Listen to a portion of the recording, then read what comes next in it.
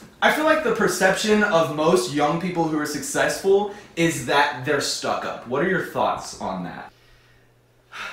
I don't know. I was asking my personal driver and dresser about it the other day, and Can I put that in there?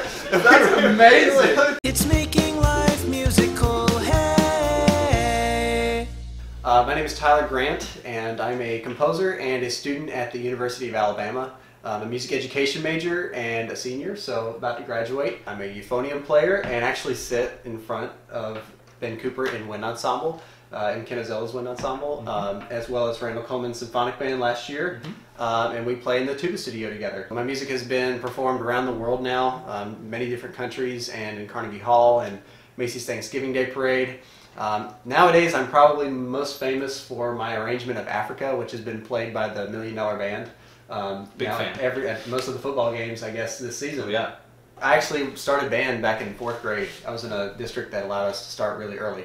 So right when I started band, I started writing stuff on manuscript paper. I'd find manuscript paper at the music store and just would start doodling some stuff onto paper.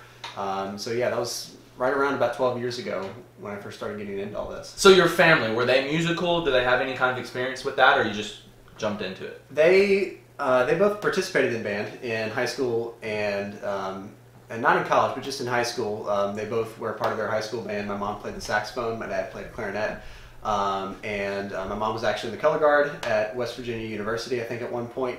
My brother had a 2-week career on trombone. He played it for about 2 weeks and he hated it, and the trombone went up in the attic, and that was his music career, an entire 2-week span. And so I have a lot of family who participated in band and choir and things, but nobody that ever made it their career. Okay, so what were their thoughts when you started like seriously taking it seriously? They were very supportive, and particularly it was right around the middle school age that I started really taking it seriously and started composing a lot, and really tried to hone that skill as much as I possibly could. And so I then eventually started submitting stuff to publishers, and they were very encouraging. They also sort of prepared me for the rejection letters that I would eventually get. Yeah.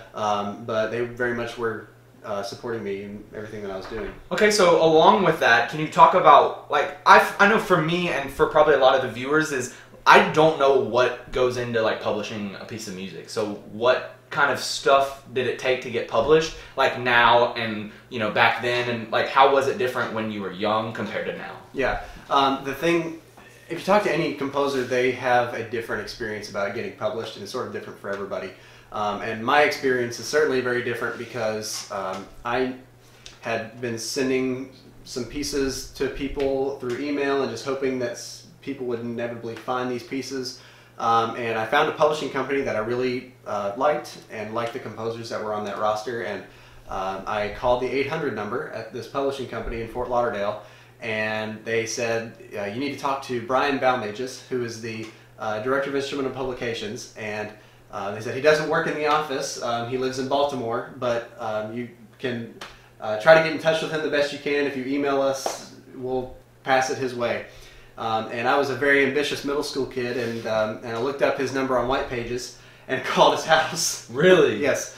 And, which I don't necessarily recommend, but it worked out for me somehow. And I called Brian at his house and was just this kid, this 6th grade band student who he said, I just want to get published. If you and he gave me his email address, and we spent a year together just sending emails to each other. Him teaching me the process of publishing, and eventually I wrote him a piece, and it was a very short piece. It was about 1.5 minutes long, and I sent it to him and had my fingers crossed, and he graciously agreed to publish it. Wow! And we spent a few months editing the piece and getting it all polished. It was then recorded by a wind ensemble for their catalog, and then shortly thereafter it was played at Midwest Clinic. And so that was my first Midwest Clinic back in 2009, and also my first time having a piece played there. So that's sort of how I got into the publishing, and that's how I got my first piece published. And then nowadays I still send them pieces from time to time, but I also self-publish, which means that I am in charge of preparing the sheet music that gets printed and sent out to musicians. And then I'm also in charge of all the business side of things. So with regard to copyright, I'm supposed to get all that taken care of, and getting all the stuff printed and sent to music stores, and managing all that inventory. That's something that's now a part of my workday now, is organizing all that stuff to take place. So that's a considerable amount of like extra work that Yes. you're doing. What makes it worth it? Well, I think that band directors really enjoy having that personal interaction with a composer. If a band director has a question about a piece, they don't reach out to the publisher necessarily. They just reach out to me, and I'm the one who answers them. And if they, for some reason, there's a typo in a score, they can email me, and I can be the one to make that correction. And so there's those types of reasons. But also, with the traditional publishing setup, I get 10% of every piece that's sold. With self-publishing, I now get more than that. Okay. And so music stores will get a small percentage, and then I have somebody who helps me print all my music, and so he gets a small percentage, and then now what's left over is anywhere between 40 and 70% sometimes of the retail cost. That's so a lot better. And then I also keep my copyright, because with a traditional publishing setup, I sign over the copyright to them for life. And so I now have more control over pieces and own the copyright for those. So you were publishing at such a young age, and I'm curious because I do the YouTube thing, everything. I get a lot of people's feedback on me making videos. Some people think it's weird, some people think it's not. What were your thoughts when you were in middle school and you're like, oh yeah, I just published my first piece? What were your friends' thought, and what were your not your friends' thoughts? Well, when I was composing before the publishing thing happened, it was one of another list of things that they could bully me about, and so I was just the band nerd who liked to write music, and so that was always a very it was something that I was a little self-conscious of early on, and then after I started having some music published, that was something that sort of it sort of let me hold my chin a little higher and gave me a little validation that maybe what I'm doing is not entirely nerdy per se, and so after that point, I think people they started to be more supportive when they saw that things were going well with it. So that makes sense. You were talking about your relationship with Brian Balmages. Am I saying that right? Balmages. Balmages. Brian Balmages. For the record, nobody can say his name right. It's Balmages. So sorry. Yes. So your relationship with him, you just called him. You found his number. Can you talk about making connections? Because clearly you've made a lot of connections in your time as a publisher and time with just meeting so many people. How do you go about doing that, and do you have recommendations for anybody about that? Well, when I first reached out to him, that was in the days before, it makes me sound so old, in the days before, but it was before Facebook and the days before Snapchat, Instagram, all those types of things. Nowadays, a lot of people are getting connected just through Facebook and Instagram. And so I know for me that the best database that I have for band directors is now my Twitter and my Facebook. Right. And so between all my social media platforms, I have anywhere between 5,000 and 10,000 band directors that follow me that I'm able to communicate with. And so in those early days, it was very much just cold calling people. That's how I did that with Brian. But nowadays, with a lot of people that I work with, it's just it's using social media to my advantage, and not using it in a way that's like I'm marketing to somebody. I'm just sharing what my life is, and I of course keep some things private, but I very much share what I'm doing, where I'm traveling. I love to travel, so there's always some good pictures to post. And then whenever I'm doing something music related, I always just share that with people, and if people want to jump on board and support it, or hear about a new piece of mine that I post on there, then they may purchase it, or just a great way to sort of meet people and meet other musicians. I really like that point of view, because obviously I think that the social media thing is very important. So it's nice that it's nice to see it from a successful person that it does work and stuff like that, because you are successful. Oh, thank you. Okay, and then another question that I've had is, you're a busy guy, obviously, because you compose and you're making money from that, so it's like a full-time job. Yeah. And then you're also a full-time student with a bunch of credit hours, I know. Yes. How do you do that? And I'm only half kidding, but Honestly, it's just what they tell everybody in college is time management. You know, for me as a composer, just like you as a performance major, you have to devote a lot of time if you're going to be good at something. And so for me, I try to, and it doesn't always happen, but I try to have at least 2 to 3 hours of writing time every day. That does not always happen because I'll have class all day, or I'll, you know, a concert one evening and I just can't write, or I'm traveling and I can't write. But that's the amount of time that I try to do. And so for me, it's just really making sure that I treat my writing time as very special. And so I would treat it just like if I was going to get lunch with you. I would honor that time and make sure that I'm always here working. And then I also devote time to my academics, of course, and practicing, and then also the times on the business side of the composing, because there's definitely a lot of managerial type stuff that I have to do in addition to the music part of it. So just managing time well, and learning to say no to some things. All right, so along with that, what is your creative process in handling everything, like creating music and creating everything that you've built?